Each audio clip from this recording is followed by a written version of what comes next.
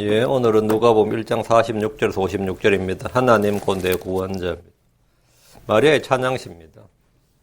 누가복음 1장 47절 말씀, 누가복음 1장 47절 말씀 같이 읽습니다. 내 영이 하나님 곧 내 구원자를 기뻐하였나니, 내 영이 하나님 곧 내 구원자를 기뻐하였나니. 마리아는 자기 복중에, 자기 태 속에 있는 아이가 내 하나님 곧 내 구원자, 이 사실을 알았던 거예요. 그래서 지금 구약에서 말하는 하늘의 하나님, 그게 아니고, 예, 지금 자기가 수태한 아이, 내 하나님, 곧 내 구원자를 찬양한다, 이렇게 말을 하고 있습니다. 예. 기도하고 시작하겠습니다. 위대하시고 거룩하신 주 하나님 감사합니다. 하나님께서 은혜와 복을 주시고 주영을 충만케 해주셔서 이 시간, 주께서 기록하신 말씀, 저에게 전달하고자 하는 모든 말씀을 말해주시고, 또 저희가 잘 듣고, 또 이 말씀을 마음에 잘 간직할 수 있도록 인도해 주시며, 주께서 말씀하신 대로 다 이루어진다는 위대한 주의 진리가 또 저희 속에서도 확실하게 또 모든 사람이 체험할 수 있도록 그렇게 크고 강하게 효과적으로 역사해 주시길 원합니다. 아버지 하나님께서 주신 말씀들 저희가 잘 받길 원합니다. 전능하신 주님께서 성령을 통해서 신이 기록해 주신, 말씀해 주고 기록해 주신 또 주어진 이 말씀들 저희가 평생토록 기억하고 이 말씀으로 살아갈 수 있도록 도와주시고, 이 시간 특별히 지혜와 계시를 주시고 깨닫는 마음을 더하여 주십시오. 감사드리며 주의 성도 합니다. 아멘. 오늘 공부할 말씀은 마리아의 찬양시입니다. 마리아는 엘리사벳을 만나서 그녀를 통해 다시 한번 자기 몸에 숫자한 아이가 그 메시아, 그리스도임을 안 뒤에 그분을 높이고 찬양한 노래입니다. 시라고 해도 되고 노래라고 해야 되는데요. 엘리사벳은 마리아를 내 주의 어머니로 함으로써 그녀가 후퇴한 아이가 바로 성경에 미리 기록된 메시아임을 확신했습니다. 마리아는 천사 가브리엘을 통해서 후퇴고자 한번 받았고, 엘리사벳을 통해서 다시 한번 확인했습니다. 주께서 하신 말씀이 반드시 이루어지리라는 엘리사벳의 말대로 마리아는 이미 한 아들을 후퇴했고, 이미 그때는 이미 아들을 후퇴했고, 그 아이는 지극히 높으신 이의 아들이라 불릴 것입니다. 마리아는 자기 몸속에 후퇴한 아이를 하나님 곧 내 구원자라고 했습니다. 모든 죄인들에게 구원자가 필요하듯이 마리아에게도 구원자가 필요합니다. 마리아 역시 죄인이기 때문입니다. 마리아는 내 하나님, 하나님 곧 내 구원자. 마리아 자기도 구원자가 필요한 죄인이었습니다. 이 로마 캐톨릭의 교리 중에 가장 중요한 교리가 무염시태입니다. 염이란 말, 오염할 때 염이에요. 무염이란 말은 오염되지 않는, 없을 무자거든요. 오염되지 않는, 그 죄가 없는, 수태. 그래서 무염시태. 영원한 동정녀 교리는 물론이거니와, 이 죄 없는 마리아, 이런 교리를 만들었는데, 그 논리가 간단해요. 예수님께서 죄가 없는 아이, 죄가 없는 사람이면, 죄가 없으면, 그 죄 없는 아이 예수님을 낳으려면 마리아도 죄가 없어야 하기 때문에 그녀는 죄나 더러움이 전혀 없는 여자다. 이런 논리입니다. 저도 이제 이런 캐톨릭 신자를 만난 적이 있습니다. 그래서 제가 그랬어요. 그런 논리라면 죄 없는 마리아를 낳으려면 마리아 엄마는 어떻게 되냐. 그럼 마리아가 죄 없는 여자라면 마리아 엄마도 죄 없는 마리아를 낳아야 되니까 죄 없는 할머니가 되는 거죠, 그죠? 그럼 그 할머니는 죄 없는 증조 할머니를 낳아야 돼. 죄 없는 고조 할머니가 되지. 그럴 때 끝까지 올라가면 누가 되는 거죠? 이브도 죄가 없어요. 모든 산자가 없으니까. 한마디로 말하면 모든 여자는 죄가 없는 거야. 마리아가 죄가 없어야 되면 그녀는 죄나 더러움 전혀 없다 했는데 이게 논리가 안 되는 거죠. 그 윗대 부모도 죄가 없어야 되고 결국은 첫사람 아담과 이브도 죄가 없어야 되는 겁니다. 죄가 있는 마리아가 어떻게 죄가 없는 아이를 낳을 수 있느냐 이렇게 묻는다면 그 답은 굉장히 간단합니다. 마리아의 몸속에 수태한 여자의 신은 성령에 의해서 하나님의 말씀으로 된 것이기 때문입니다. 예수님의 몸은 우리처럼 아담의 피나 남자의 씨를 통해 만들어지지 않았습니다. 우리 시편 51편 5절에 보소서 내가 불법 가운데서 형성되었으며 내 어머니가 죄 가운데서 나를 후퇴하였나이다. 이 말씀처럼 불법 가운데 형성되고 내 어머니가 죄 가운데 나를 후퇴했지만 예수님의 후퇴는 성령님이 명하시고 지극히 높으신 권능이 덮으심으로 말씀이신 분이 육신이 된 것이기 때문에 전혀 죄가 없습니다. 마리아가 죄가 없어서 예수님이 죄 없이 태어나신 것이 아닙니다. 마리아는 주의 말씀대로 자기 몸에 잉태된 것이 주요 그리스도의 힘을 알았습니다. 마리아는 자기를 높인 것이 아니라 자기 몸에 수태된 주를 높이고 주를 기뻐했습니다. 그분이 자기를 구원할 구원자이기 때문입니다. 여기서 우리는 구원자란 말씀에 주목하시고 성경 말하기를 이사야 43장 11절에 나 곧 나는 주니라 나 외에 구원자가 없느니라. 그 주 하나님께서, 그 만군의 주 하나님께서, 그 주 여호와 하나님이 말이에요. 나는 주니라, 나 외에 구원자가 없느니라. 성경 하나님께서 구원자시고 그분만이 구원자라 했습니다. 이는 주 하나님께서 친히 하신 말씀입니다. 나 외에 구원자가 없느니라. 하나님과 구원자는 동격이고 같은 이름입니다. 나 외에는 다른 신이 없나니 난 의로운 하나님이며 구원자니라. 나 외에는 다른 이가 없느니라. 나 외에는 다른 신이 없고 나 외에 다른 구원자가 없어요. 그런데 마리아가 수태한 아이가 구원자라 말이에요. 그러면 이분이 누구라는 거예요? 주라고요. 하나님이라고요. 나 외에 다른 신이 없다 그러잖아요. 이 세상에서는 신들이라 불리는 것들이 많고 주들이라 불리는 것들이 많이 있지만 하나님 한 분 외엔 다른 신이 없고 다른 구원자가 없습니다. 성경 말을 호세아 13장 4절에 그러나 난 이집트 땅에서부터 주 내 하나님이니라. 너는 나 외에 다른 신을 알지 말라. 나 외에는 구원자가 없느니라. 나 외에는 구원자가 없느니라. 창조주 하나님, 출애굽 하나님 외에 구원자가 없습니다. 여기서 하나님과 구원자의 정확한 정체가 주 예수 그리스도입니다. 예수님 여자의 몸에서 이 땅에 태어났을 때 천사들이 찬양하기를 누가복음 2장 11절에 이날 다윗의 도시에 너희를 위해 구원자고 그리스도 주께서 태어나셨느니라. 그 천사들이 지금 노래하기를 구원자고 그리스도 주께서 영원전부터 장세전부터 계시던 분인데 이날 다윗의 도시에 구원자고 그리스도 주께서 태어나셨느니라. 그 나 외에 다른 신이 없느니라. 나 외에 다른 구원자가 없느니라. 그 구원자가 이 땅에 태어나셨다고요. 그 태어나신 분이 뭐냐? 그리스도 주께서 태어나셨느니라. 그리스도주. 구약에서는 그리스도주라는 건 없어요. 그냥 만군의 주 하나님이지. 그래서 그 신약에서 사람으로 태어나신 분은 그리스도 주께서 태어나셨느니라. 그 하나님 그 구원자, 여기서는 구원자고 그리스도라고 말합니다. 그 예수 그리스도가 하나님이시기 때문입니다.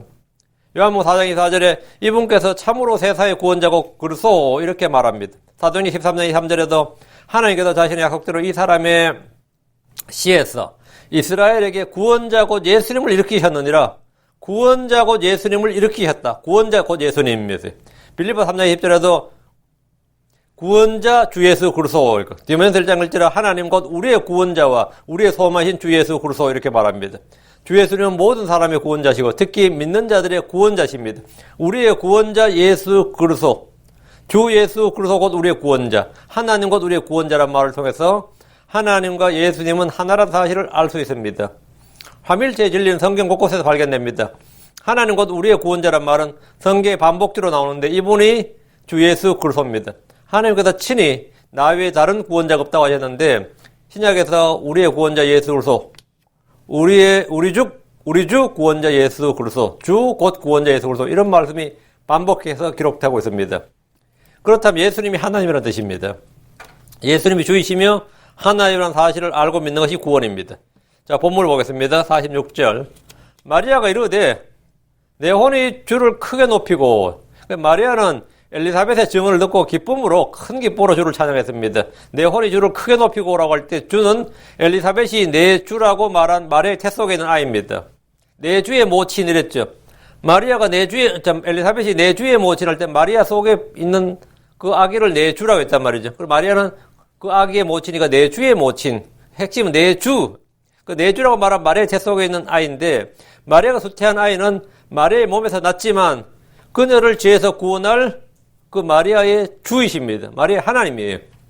마리아가 주를 크게 높인 것은 천사를 통해서 주의 말씀, 또 엘리사벳을 통해 들은 주의 말씀을 믿었기 때문입니다. 그녀는 주의 말씀대로 자기 안에 이루어진 일들을 보면서 주의 위대하신가 주의 권능을 깊이 깨닫게 되었습니다. 남자를 알지 못하던 처녀였던 자기 몸에 수태한 것은 마리아만이 알 수 있는 놀라운 표적입니다. 이제 이걸 누가 믿느냐 이게 문제인데 엘리사벳이 내가 아직 고백하기도 전에 엘리사벳이 자기 무난하면서 벌써 엘리사벳 무난하니까 벌써 엘리사벳이 성령으로 충만해가지고 그 사실을 막 말하고 높여준 거죠. 여기서 내 혼이 주를 크게 높이고 오란 말에서 주는 마리아의 몸에 수태된 거룩한 씨를 말합니다. 다시 자기 허리에서 나올 씨를 자기 허리에서 나올 씨 하면 자기 자식이잖아요. 뭔 후손인데 자기 허리에서 나올 씨를 나의 주라고 불렀듯이 마리아는 자기 몸 안에서 수태한 씨를 나의 주라고 말하고 있습니다. 이는 천사 가브리엘이 그녀가 수태한 아이가 지극히 높으신 이의 아들이라고 불릴 것이란 말을 믿었기 때문입니다. 마리아는 메시아의 어머니가 되었다는 개인적인 영광을 기뻐한 것이 아니라, 야, 내가 결국 진짜 이게 뭐 로또 복권 당첨되는 것보다 더한 거죠. 이거보다 더한 게 지금 이 메시아를 잉태했단 말이에요. 그 메시아를 잉태했다는 이 자신의 그걸 기뻐한 게 아니고, 그걸 기뻐한 것이 아니라, 이스라엘과 자기를 구원해줄 구원자가 사람의 몸으로 이 땅에 오신다는 사실을 기뻐했습니다. 마리아는 말씀이 육신이 되고 하나님께서 육체 안에 나타나신 성육신의 진리를 알았고 믿었습니다. 마리아는 자기가 누릴 복이나 자기가 얻게 될 명예나 인기를 기뻐한 것이 아닙니다. 마리아는 엘리사벳이 말한 대로 내 주의 모친입니다. 그녀 안에 있는 씨는 모든 사람의 주요 그리스도입니다. 마리아는 이 사실을 알고 믿었기에 내 혼이 주를 크게 높이고, 그 주름을 크게 높였습니다. 47절, 내 영이 하나님과 내 구원자를 기뻐하였나니, 46절에서 내 혼이고 47절 내 영이라고 했는데 혼과 영은 뚜렷이 구분되는 겁니다. 이 개역 성경을 쓰는 분들은 영과 혼을 구분하지 않고 영혼이라고 뭉쳐서 말하지만 영혼은 한 단어가 아니라 영과 혼 두 단어입니다. 두 글자가 아니라 두 단어예요. 영과 혼 두 단어라고. 마리아가 내 혼이 주를 크게 높이고 내 영이 하나님과 내 구원자를 기뻐한다고 합니다. 마리아는 자기 뱃속에 있는 예수님을 하나님 곧 내 구원자로 고백했습니다. 이 부분은 한나의 기도와 비슷합니다. 사무엘상 2장 1절에 한나가 기도하여 이르되 내 마음이 주를 기뻐하며 내 뿔이 주 안에서 높여졌도다. 내가 주의 구원을 기뻐함으로 내 입이 내 원수들 향하여 크게 열렸나이다. 한나는 주를 기뻐하고 주의 구원을 기뻐했습니다. 마리아는 하나님 곧 내 구원자를 기뻐했습니다. 자, 우리가 무엇을 기뻐하느냐? 예, 기쁨의 근원이 뭐고 기쁨의 대상이 무엇이냐는 거죠. 내 주, 내 하나님, 내 구원. 이것이 기쁨의 대상이에요. 성경 말하길 시편 32편 11절 의로운 자들아 너희는 주를 기뻐하며 즐거워할지어다. 마음이 올바른 모든 자들아 너희는 기쁘게 외칠지어다. 시편 33편 1절에도 오 의로운 자들아 너희는 주를 기뻐하라. 찬양 곧바른 자들이 마땅히 행할 바로다. 너희는 주를 기뻐하라. 주를 기뻐하며 즐거워하라. 항상 기뻐하라고 할 때 사람이 어떻게 항상 기뻐합니까? 항상 기뻐하라고 할 때 기뻐하라는 것은 항상 주를 기뻐하라는 겁니다. 기뻐하라, 기쁨의 대상이 주님이라는 거예요. 주를 기뻐하라. 주님은 우리의 기쁨의 근원입니다. 주를 기뻐하면 얻는 복, 보상이 있습니다. 시편 37편 4절에 너는 또 주를 기뻐하라. 그분께서 내 마음에서 소원한 것들을 내게 주시랴. 주를 기뻐하면 마음에서 소원한 것들을 내게 주신다. 내 마음에 원하는 것, 바라는 것, 이 소원하는 것들이 이루어진다는 거죠. 기도응답이 되는 거예요. 신앙생활에서 신앙생활에서 크리스천들이, 우리가 성도들이 주를 기쁘시게 하는 것도 이거는 뭐 아주 우리의 존재 목적 중에 하나고 아주 중요한 일이지만 주를 기뻐하는 것은 더 중요합니다. 주를 기뻐함으로써 주를 기쁘시게 할 수 있는 거예요. 주를 기뻐함으로써. 모든 일에 감사하는 마음과 더불어 주를 기뻐하는 사람은 일상의 환경에서 불평할 일이 별로 없습니다. 하박국 3장 17절 18절에 보면 비록 무화과 나무가 꽃을 피우지 못하고 포도나무에 열매가 없으며 올리브나무에 수고 열매가 없고 밭이 먹을 것을 내지 않으며 우리에서 양떼가 끊어지고 외양간에 소떼가 없을지라도 이거 농부에게 이것은 뭐 최악의 환경입니다. 이거는 농부한테 이런 일이 발생했다는 말은 무화과 나무나 포도나무나 올리브나무에 열매가 없고 밭에 소산이 없다면 망한 거죠. 이건 망한 거예요. 이거 흉년이 들었다 정도가 아니라 이거 절망적입니다. 이런 것을 기뻐할 사람은 아무도 없습니다. 기뻐할 수가 없죠. 양떼가 끊어지고 소떼가 없는데 좋아할 농부가 누가 있겠어요. 그런데 이런 상황에서 하박국 말하기를 나는 여전히 주를 기뻐하며 내 구원의 하나님을 기뻐하리로다. 나는 여전히 이 밭을 보면 나무를 보면 외양간을 보면 기뻐할 수가 없죠. 그거는 기뻐할 수가 없고 그건 말도 안 되는 소리고 기뻐하면 그거는 뭐 사이코죠. 그런데 이 대언자 하박국이 나는 여전히 주를 기뻐하며 내 구원의 하나님을 기뻐하려다. 이 주를 기뻐하고 주의 하나님, 내 하나님을, 주의 구원을 기뻐하는 사람, 이런 사람들은 이 세계가 어떠하든지, 이 정부가 어떻게 돌아가든지 말이죠.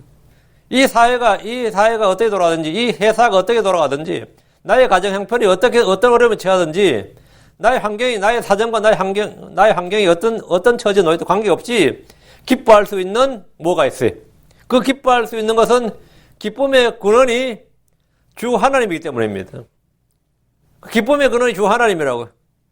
그 자식 봐도 한숨 나오고, 뭐 남편을 봐도 한숨 나오고, 이 돌아가는 교회 꼬라지를 봐도 한숨 나오고, 다 한숨 나와도 주님을 보면 기쁨이 있다 이거예요. 주께서 하신 일들, 주께서 하신 말들에서 기쁨을 얻으면, 그 말씀에서 기쁨을 얻으면 그 사람은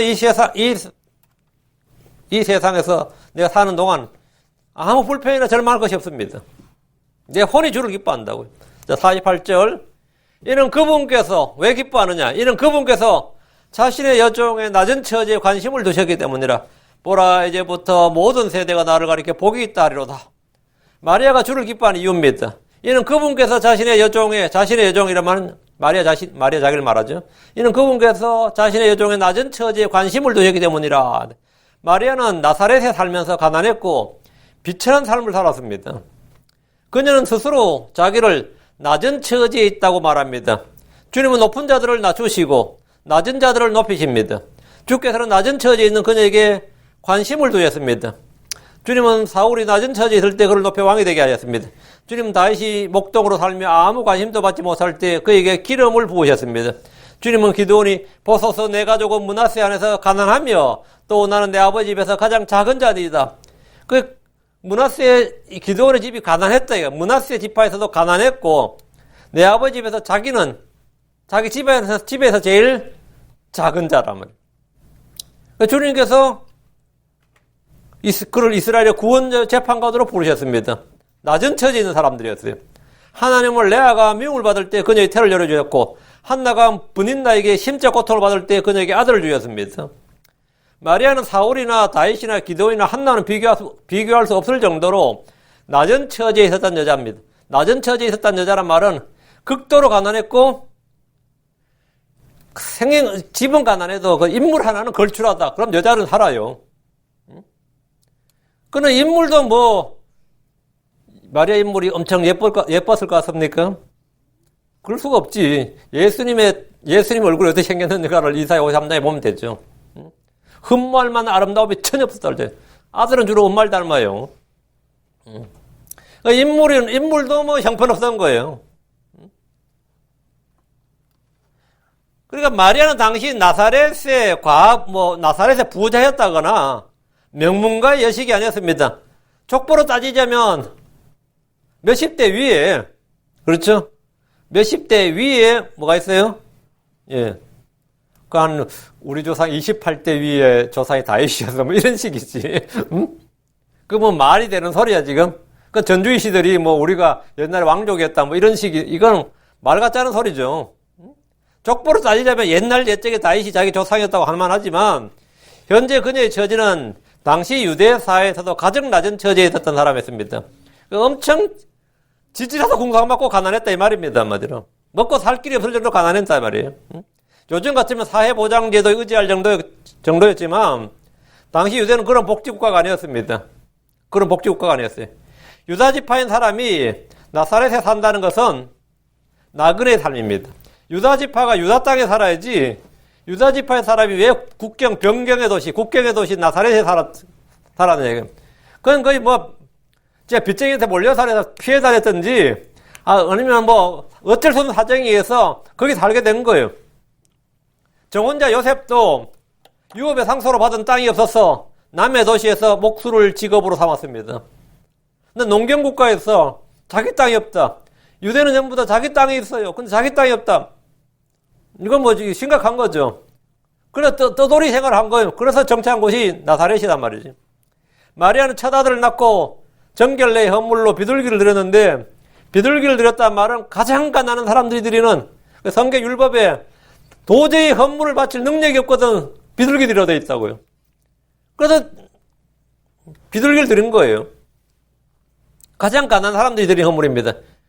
그러니까 이 시집 가기 전에도 가난했고, 그래서 요셉하고 결혼하면 한미천 장만하냐면 요셉도 가난했단 말이지. 결혼하고 나서도 나은 게 없고, 여자 팔자가 합도 나아야지. 그럼 예수님 낳으면 사정이 편하냐? 예수님 낳고 나서도 마리아는 사정이 안 폈습니다. 전혀. 근데 자식은 줄줄이 낳았어요, 또. 그녀는 명문가 여식도 아니고 배운 것이 많은 여자도 아니었고 인물이 출중한 미녀도 아니었습니다. 그러나 그녀는 메시아를 수태함으로 모든 세대가 자기를 복받은 여자라고 할 것도 알았습니다. 마리아가 예수를 수태했다고 해서 갑자기 부자가 되거나 명성을 얻거나 삶이 확 펴거나 그런 것도 아니었습니다. 그러나 마음속에 그녀는 주께서 자신의 처지에 관심을 두셨다는 사실로 힘과 위를 얻었기에 주를 기뻐했습니다. 마리아는 낮은 처지에 놓인 비천한 자였지만 주님은 그녀를 택하시고 사용하셨습니다. 하나님 우리가 비천한 처지에 있을 때 우리를 기억하십니다. 시편 136편 26절에 우리가 비천한 처지에 있을 때에 우리를 기억하신 분에게 감사하라. 그분의 긍휼은 영원하도다. 우리가 어떨 때 우리가 비천한 처지에 있을 때 우리를 기억하신 분, 그분이 하나님입니다. 그분의 긍휼은 영원하도다. 마리아가 바로 이런 처지였다는 거죠. 다시 48절. 보라, 이제부터 모든 세대가 나를 가리켜 복이 있다 하리로다. 주를 믿는 모든 사람들은 마리아를 가리켜 복이 있다고 합니다. 마리아는 복이 있다고 하지만 평생 돈 걱정 없이 살았거나 명예나 권세를 취했거나 기타 사람들의 높임을 받았던 적은 단 한 번도 없었습니다. 예수님을 낳은 후에도 가난했고 예수님이 죽은 후에도 자기 아들들이나 딸들도 아닌 사도 요한의 보살핌을 받아야 됐습니다. 왜 그럴 것 같아요? 예수님 아들만 4명인데 아들 내시고 딸들이 있는데 왜 마리아가 사도 요한의 보살핌을 받아야 되냐고. 예수님께서 십자가에서 요한에게 이 마리아를 부탁했어요. 요한의 집이 어부고 그래도 배를 몇 척 가진 집이다. 그 바닷가에서 배 몇 척 가진 사람은 부자예요. 시골에서 농부지에서 정미소하면 부자고 떡집이나 정미소하면 부잣집이에요. 예전에. 그리고 바닷가나 강가에서 선주, 배를 가지면 부자입니다. 그 요한은 배를 가졌단 말이지. 그 부자였다고. 그 요한의 보살을 받았는데 그럼 예수님 죽고 예수님 외에도 아들이 넷이나 되는데 마리아 모실 만한 사람이 없었다 이 말입니다. 자기 아들 넷이고 딸들이 있어도 마리아 모실 만한 사람이 없다고. 그 마리아 일생은 뭐라고? 예수님 죽고 나서도 가난했다 이 말입니다. 주님의 공생의 전이나 공생의 때나 승천 후에도 그 누구 하나 마리아를 복양했던 사람 없었습니다. 그래서 사도 요한이 자기 집으로 모시고 온 거예요. 마리아가 말한 복은 하늘에 저소들이는 영적인 복이었지 현세적인 복이 아니었습니다. 오늘날 크리스천들이 눈에 보이는 것, 땅에 속한 것, 육신에 속한 것, 돈과 물질과 명예와 건강 등을 복으로 생각하지만 그런 관점으로 보자면 마리아는 전혀 복이 없는 여자였고 사도들이나 주의 제자들 모두 지독히도 복이 없는, 한마디로 운이 없는 그런 사람들이었습니다. 어떤 여자가 예수님이 말씀하실 때 목소리를 높여서 당신을 뵌 태와 당신이 빤 저지 복이 있나이다 이렇게 했습니다. 그때 주님은 그 사실을 인정하셨어요. 누가복음 11장 28절에 그분께서 이르시되 그러하다 이 말은 뭐죠? 마리아는 복이 있다고요. 마리아는 복이 있다. 그러하다. 그러나 하늘의 말씀을 듣고 그것을 지키는 자들이 복이 있느니라. 마리아도 복이 있죠. 그 예수님을 낳았고 예수를 뵌 태 예수님의 젖을 당신이 빤 젖이 복이 있다 했으니까 마리아 그러하다 말. 그러나 하나님의 말씀을 듣고 그것을 지키는 자들이 복이 있느니라. 그러하다 이 말은 그냥 복이 있다는 사실을 주님께서 인정하신 것이고, 그러나 주님은 마리아를 높이거나 모든 사람들보다 더 복이 있다고 하신 것이 아닙니다. 주님은 그러나 하나님의 말씀을 듣고 그것을 지키는 자들이 복이 있느니라 하심으로써 마리아의 복은 말씀을 듣고 지킨 사람으로서 얻은 복이라는 사실을 말씀해 주셨고, 누구는 하나님의 말씀을 듣고 지키면 마리아와 같이 복이 있다고 하신 겁니다. 우리는 마리아처럼 주님을 수태하지 않았지만 주께 복을 받았습니다. 교회의 머리는 마리아가 아니라 주 예수님입니다. 우리의 중보자는 마리아가 아니라 주 예수님입니다. 마리아가 주의 모친이지만 크리스천의 어머니는 마리아가 아닙니다. 구원받은 사람들에게 어머니는 위에 있는 예루살렘입니다. 갈라디아 4장 26절에 그러나 위에 있는 예루살렘은 자유로운 자니 곧 우리 모두의 어머니니라. 유대인들은 땅에 있는 예루살렘, 그 예루살렘의 딸들아, 시온의 처녀들아, 예루살렘의 딸들아, 이 말, 예루살렘의 어머니라 말이죠. 땅에 있는 예루살렘의 딸들이지만 우리는 위에 있는 예루살렘의 자녀들입니다. 위에 있는 예루살렘이 뭐라고? 우리 어머니니라 했습니다. 49절.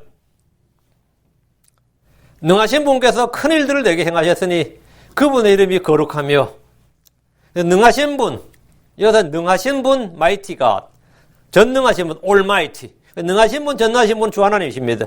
그분께서 마리아에게 큰 일들을 행하셨습니다. 처녀의 몸에 한 아들을 수태하게 하신 일은 마리아가 행한 것이 아니라 주께서 그녀에게 행하신 큰 일입니다. 하나님이 육신이 되신 것은 경건의 신비입니다. 말씀이 육신이 되신 것, 자기 위에 아브라함의 씨를 취한 것은 큰 일입니다. 마리아는 자기가 한 일을 노래한 것이 아니라 주께서 자기에게 행한 일을 찬양하고 있습니다. 그분의 이름이 거룩하며라는 것은 그분 홀로 구별되시는 분이시고 홀로 이런 일을 행하실 수 있는 분이시고 다른 이가 없다는 겁니다. 거룩하다 이 말은 뭐냐? 거룩이란 말은 전적으로 구별되는 이런 뜻입니다. 거룩, 홀리란 뜻은 set apart, 따로 분리된, 따로 구별된 이 말이에요. 주의 이름은 많은 신들 중에 한 이름이 아닙니다. 모든 신들과 구별된 신, 모든 신들과 구별된 하나님, 구별된 이름입니다. 그분은 유일하신 하나님입니다. 그분과 비교될 것은 하늘이나 땅이나 아무것도 없습니다. 그래서 그게 그분의 이름은 거룩하며. 50절. 그분의 긍휼이 그분을 두려워하는 자들에게 대대로 있도다. 그분의 긍휼이 그분을 두려워하는 자들에게 대대로 있다는 것은 주를 두려워하는 자들에게 주어지는 복입니다. 성경은 주를 두려워할 것을 가르칩니다. 주를 두려워하는 자들에게는 부족함이 없습니다. 시편 34편 9절에 오 주의 성도들아 너희는 그분을 두려워하라. 그분을 두려워하는 자들에게는 부족함이 없도다. 주를 두려워하는 자들에게는 깃발을 주십니다.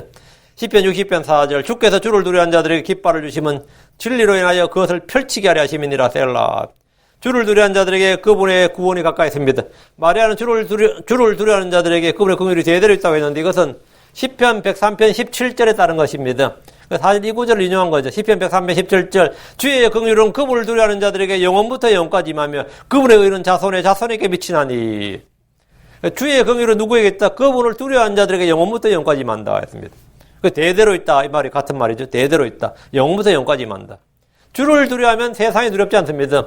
사람들을 두려워하지 않게 됩니다. 주를 두려워하면 장래일이 두렵지 않습니다. 사망도 사망의 두려움도 없습니다. 먹고 사는 일에 대해서 걱정할 것이 없습니다.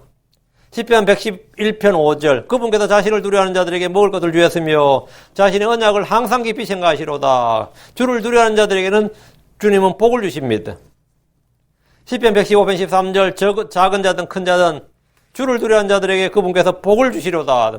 마리아는 비천한 처지에 놓여 있었지만 주를 두려워했던 사람이었기에 복을 얻었고 긍휼을 얻었고 복과 긍휼을 얻었습니다. 그녀가 얻은 복은 현세에서 크게 되거나 장수하거나 인기나 명예를 얻은 것이 아닙니다.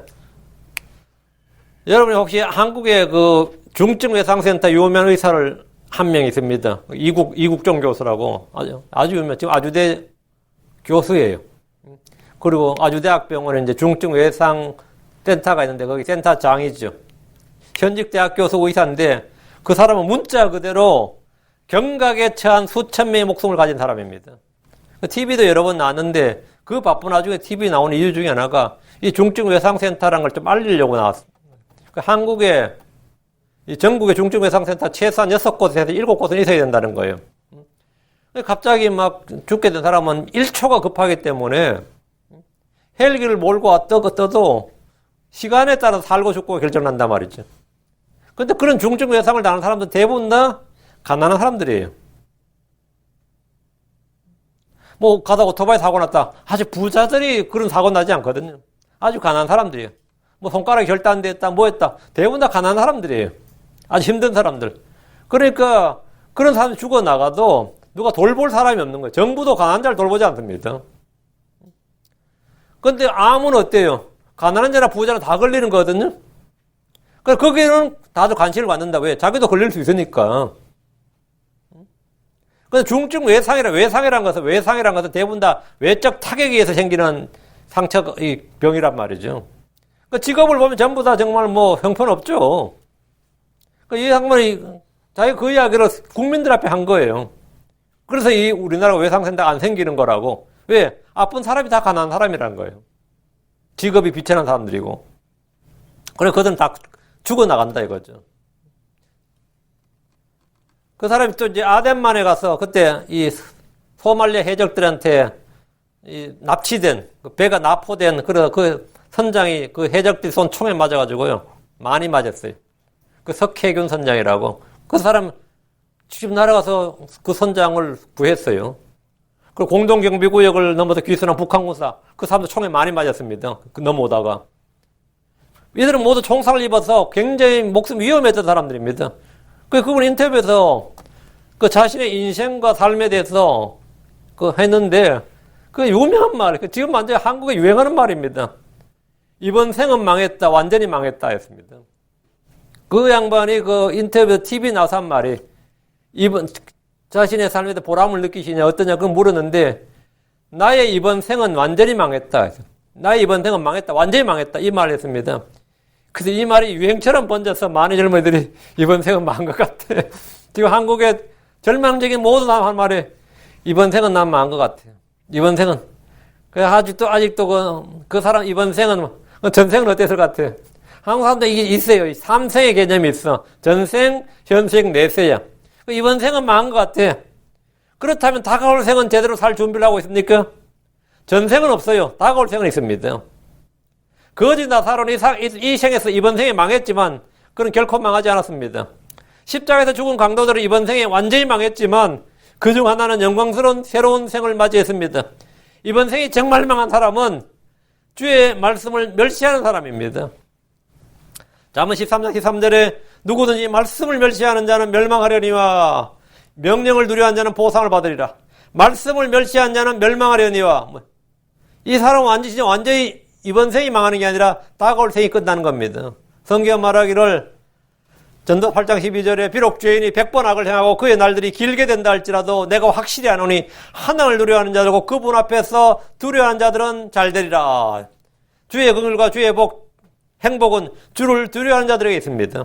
주의 모신 마리아는 주께서 십자가에 죽는 것까지 봤습니다.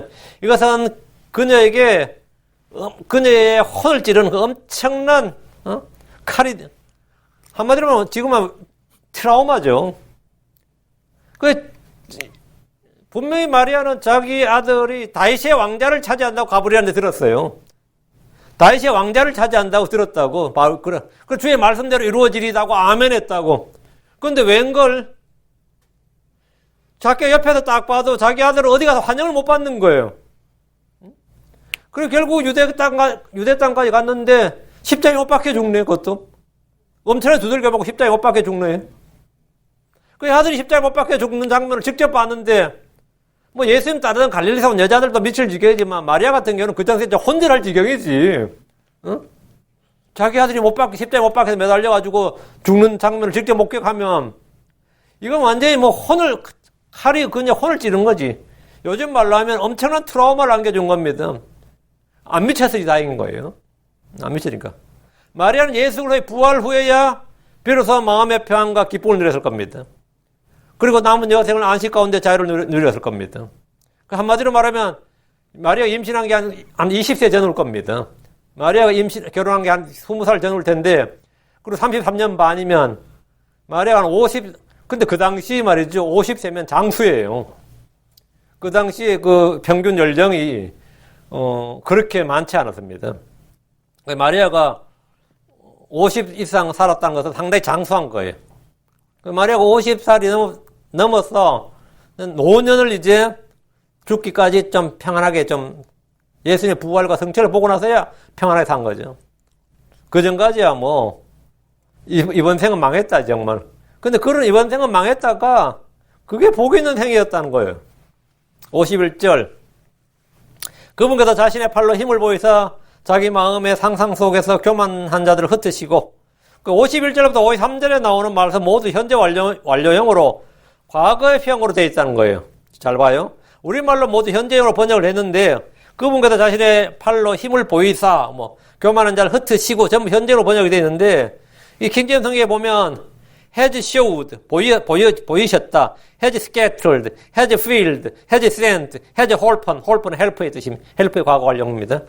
has holpen 모두 과거 일을 말하고 있습니다. 대언자들은 미래 일을 과거형으로 예언하는 일이 많습니다. 하나님께서 자신의 팔로 힘을 보이셨습니다. 천지 창조부터 출애굽 역사, 이스라엘을 구원하신 일들을 통해 주님은 힘을 보이셨습니다. 주님은 파라오에게 자신의 힘을 보이셨습니다. 가나안 족속에도 자신의 힘을 보이셨습니다. 주를 대적하는 자들, 자기 마음의 상상 속에서 교만한 자들을 주님은 흩으셨습니다. 주님은 교만한 자들을 낮추십니다. 교만한 자들을 흩으십니다. 교만한 자들을 대적하십니다. 야고보 4장 6절에 그러나 그분께서 더 많은 은혜를 베푸시나니 그러므로 그분께서 이르시되 하나님은 교만한 자들을 물리치시나 겸손한 자들은 은혜를 베푸시느니라. 여러분 물리치시나 하는 분 있죠. 물리치시나 이게 리지스트예요. 하나님 교만한 자들을 대적하신다는 겁니다. 베드로전서 5장 5절에 하나님께서 교만한 자들을 물리치시고 겸손한 자에게 은혜를 주시느니라. 주님은 멀리서도 교만한 자들을 아십니다. 시편 138편 6절 주께서 높이 계실지라도 겸손한 자에게 관심을 기울이시며 교만한 자는 멀리서도 아시는도다. 또 잠언 16장 5절에 마음이 교만한 자는 다 주께 가져간 자니 손에 손을 잡을 때도 그런 벌을 면하지 못하라. 우리 주님은 자신을 낮추셨습니다. 주님은 자기를 부인하셨습니다. 마귀는 자기를 높였습니다. 그는 모든 높은 것을 바라보는 자의 모든 교만한 자녀들을 다스리는 왕입니다. 52절 강한 자들을 그들의 자리에서 끌어내리시며 낮은 주에 있는 자들을 높이시고 이게 지금 현 시대에 이루어지면 현 시대 하늘의 왕국 되는 거죠.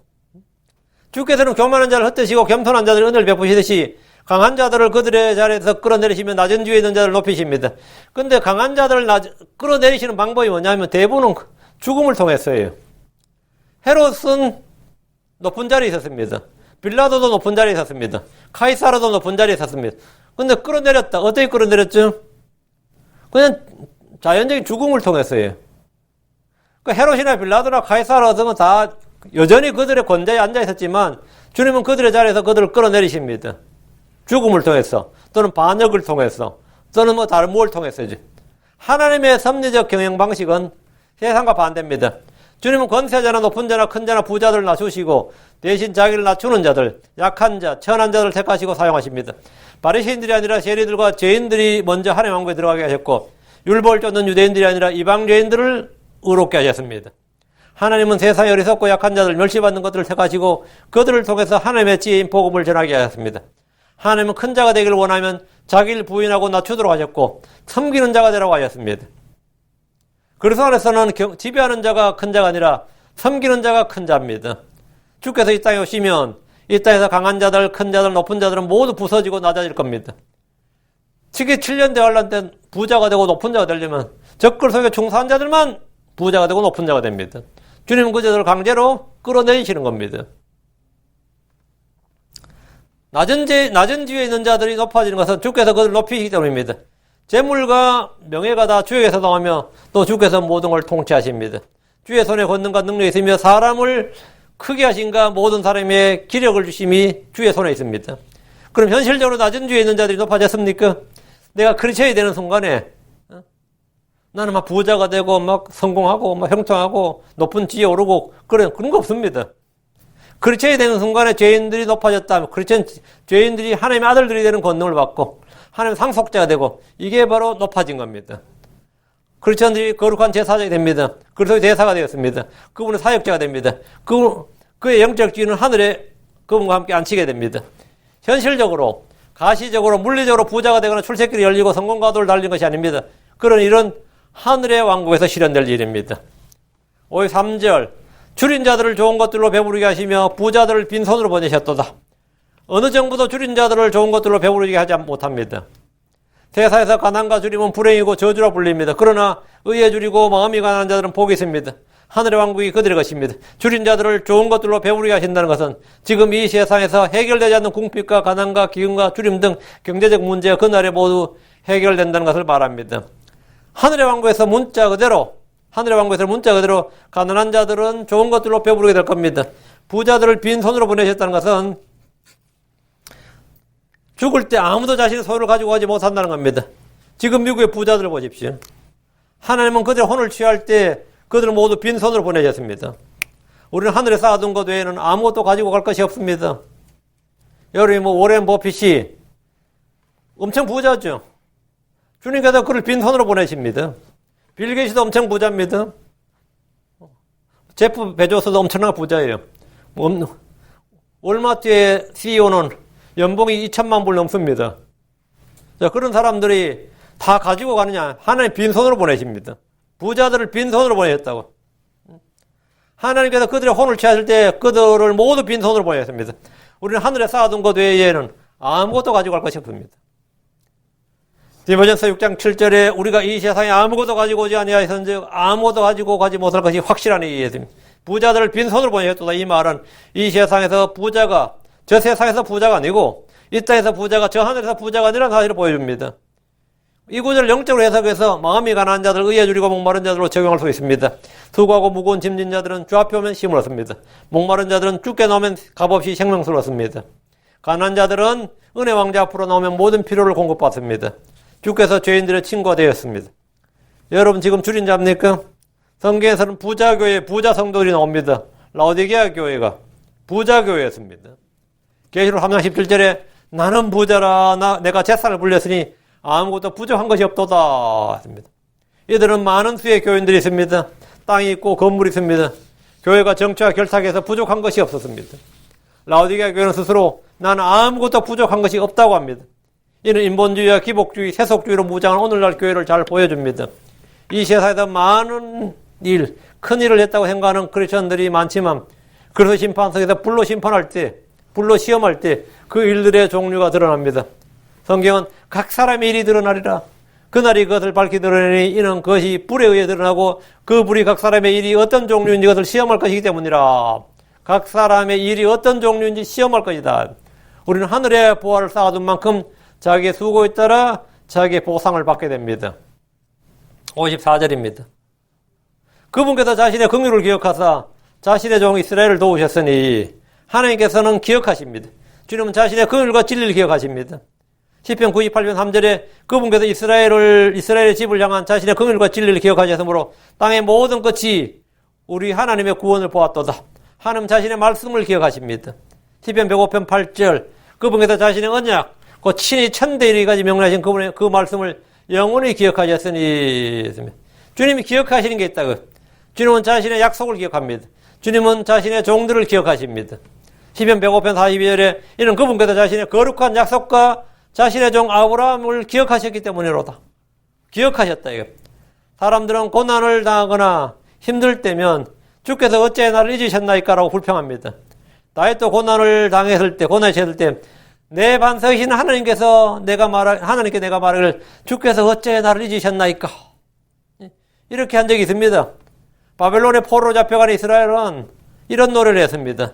시편 77편 9절에 하나님께서 은혜를 베푸시는 걸 잊으셨는가?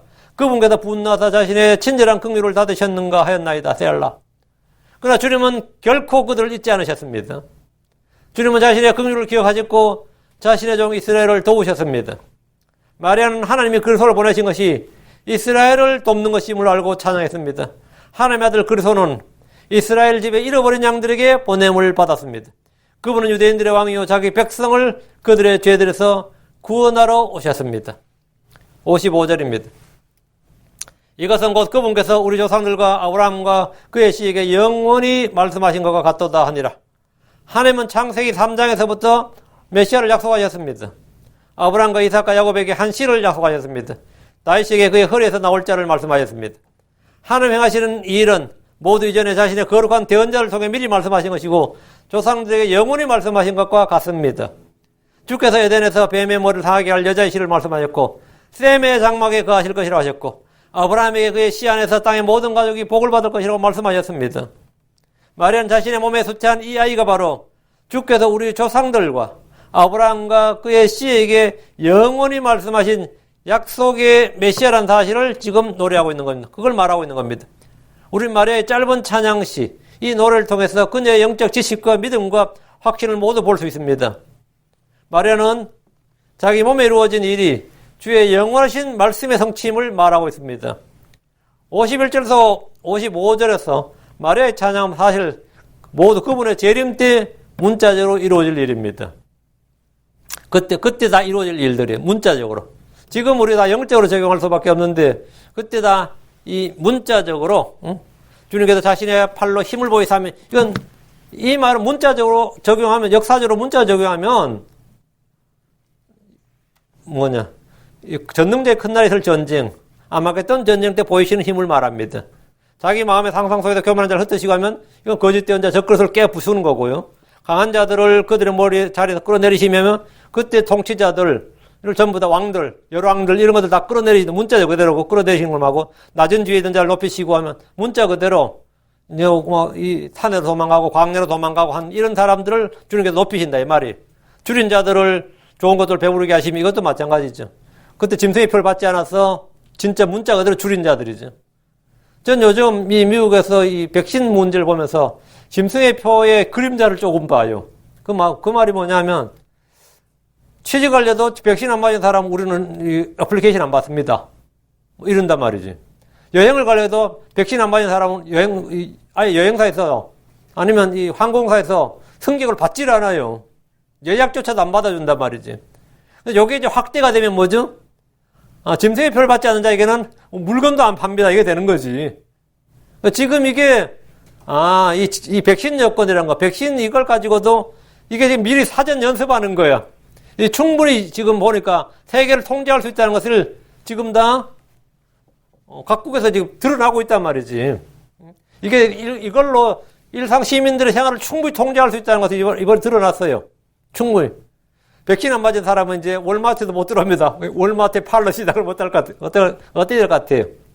지금은 마스크만 쓰면 나오지만, 다음에는, 시큐리티가 앞에 입구에서 백신 맞은 사람만 우리 들어오게 한다고, 매장에 들어오게 한다 그러면, 그렇게 되는 거예요. 응? 지금 제가 이게 1년 반 정도 딱 지켜보니까, 지금 이게 프리뷰야, 미리. 이게 짐승의 표를 받을 시대에 프리뷰를 한번 지금 하고 있구나. 응? 이런 걸 보는 거지. 그죠? 이게 지금 53절도 맞아요. 줄인 자들을 좋은 것들을 배우게 하시며, 그때는 다니엘 주님께서 이렇게 하시는 거죠. 부자들을 빈손으로 보내셨도다. 그때 주님께서 이 큰 바빌론 다 불태워버리면 부자들 완전 빈손으로 보내버리는 거죠. 그때 큰 지진과 해가, 그럼 자산 가졌던 사람들 다 끝장나는 거예요. 하늘에서 큰 지진과 불과 이런 걸 다 보내서 부자들 다 빈손으로 보내버린 거죠. 그래서 그분께서 자신의 긍휼을 여겨서 자신의 종 이스라엘을 도우셨으니 당연히 지구사에서 멸망할 뻔했던 이스라엘이 하나님 어린 양의 군대와 천사들과 그분의 성도들이 와서 이스라엘을 도왔단 말이죠. 이건 문자 그대로 다 재림 때는 실제로 문자적으로 정치적으로 눈에 보이는 대로 이게 적용되는 말씀인데, 왜 마리아가 지금 이 영적으로 우리는 지금 여기 사니까 영적으로 지금 교훈적으로 해석을 한 거고요. 이거 문자적으로는 전부 재림에 관련된 재림 때 문자적으로 이루어질 일인데, 천사 가브리엘이 이 수태할 아이를 이야기하면서 재림에 관련된 예언을 했어요. 천사 가브리엘이 1장 33절에 보면 32절, 33절이 초림이 아니란 말이지. 그가 크게 되고 가장 높으신 아들이라 불릴 것이요. 이건 초림이 되는데, 주 하나님께서 그의 조상 다윗의 왕자를 그에게 주시리니 이건 재림이거든요. 초림 때 주님 조상 다윗의 왕자에 못 앉았어요.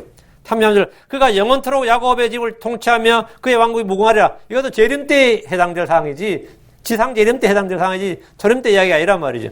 32절, 33절이 재림 때에 관련된 메시아의 예언이기 때문에 51절부터 몇 절이에요?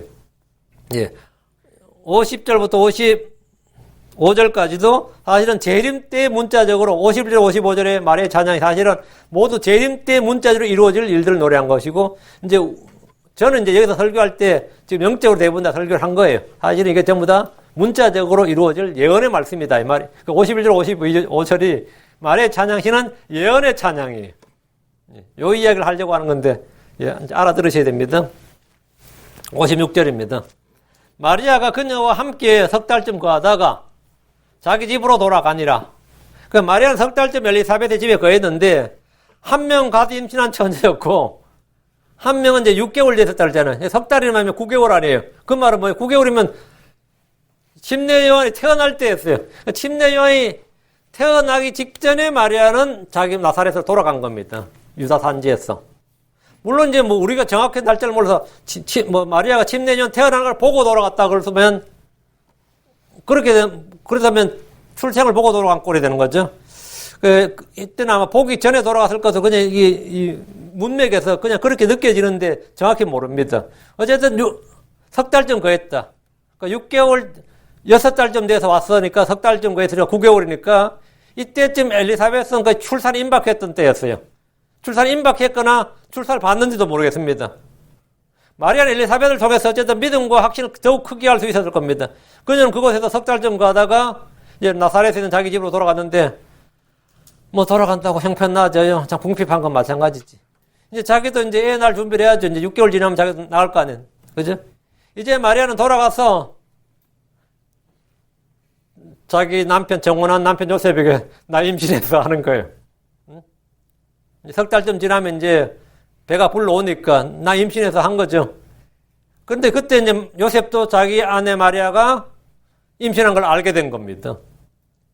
그러니까 어디서 이 마리아는 임신해서 엘리사벳에 갔다 왔는데 요셉이 생각할 때는 유다에 갔다 오더니만 임신해서 왔네 이래 된 거지. 이거 심각한 겁니다. 그 유다에 잠깐 몇 달간 다녀오더니만 임신하고 왔네. 유다에서 무슨 일이 있었나 보다. 그 유다 산지에서 무슨 일이 있었나 보다. 그래서 당연히 요셉은 마리아와 정혼관계를 끊으려고 했던 겁니다.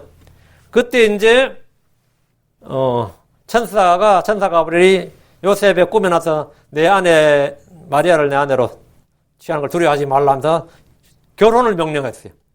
그리고 그 태에 있는 아이가 성녀로 잉태된 아이다. 이렇게 그의 이름을 예수라 하라. 이렇게 해서 마리아의 수태 고지와 결혼을 명해 요셉에게 가브리엘이 요셉의 꿈에 나타나서 이제 직접 마리아의 수태한 사실과 결혼을 명했습니다. 이것은 마리아가 나사렛으로 돌아간 때고, 요게 마태복음 1장의 이야기가 지금 마태복음 1장의 이야기가 지금은 누가복음 1장 56절 그 다음 역사다 이 말입니다. 시간 순서로. 우리 이제 마태복음 1장에 나오는 그 1장이 요셉의 꿈꾼 이야기. 마태복음에는 마리아에게 수태의 고지가 안 나와요. 요셉의 꿈에 나오지. 그 요셉이 꿈을 꾸어서 나온 이야기는 누가복음으로 하면 누가복음 1장 56절 다음 이야기다는 겁니다. 누가복음 1장 56절 다음 이야기다 이 말이. 예. 그러니까 이제 요셉이 수태 고지를 받을 때 꿈에 이제 마리아의 수태 고지가 아니죠. 이미 수태한 아이에 대한 이야기를 들었을 때는 그때가 이제 침례 요한이 태어날 때였습니다. 그때가 12월입니다. 그 침례 요한이 12월 달에 태어난 거죠. 12월 달에 태어났고 크리스마스 전후에 태어난 것은 예수가 아니라 침례 요한이고 예수님이 태어나신 것은 장막절 때입니다. 예. 자, 그러면 오늘 여기까지 하고 다음에 이제 침례 요한의 출생에 대해서는 다음 시간에 하겠습니다. 기도합니다.